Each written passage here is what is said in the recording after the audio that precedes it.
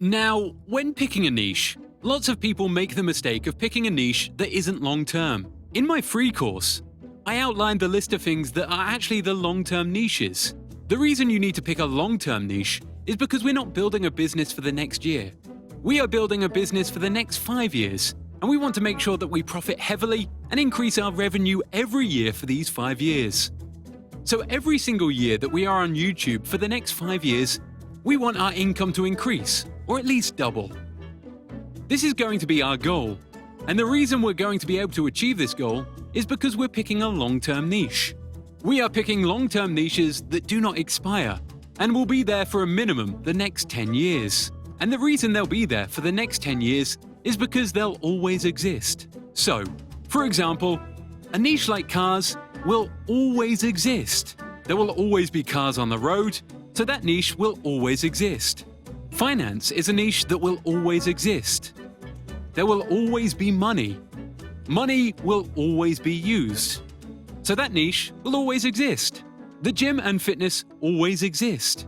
There will always be some type of fitness as humans need to maintain their body. Even though these things will evolve, your channel will evolve with them too. So, for example, for the list of niches, you can just check the free course and look at what is there. Because the free course contains all of the long-term niches and niches that will exist for the next 5 years and won't have any fluctuation in them. So make sure that whatever you do, you pick something that's related to one of the long-term niches. If you do not pick something that's in a long-term niche, you are risking your entire YouTube future. And you may do a year's worth of work that will expire in 2 years. So make sure that whatever it is you do, you are sticking in a niche that is continually there. The reason you will need to pick a long-term niche is because you're starting now.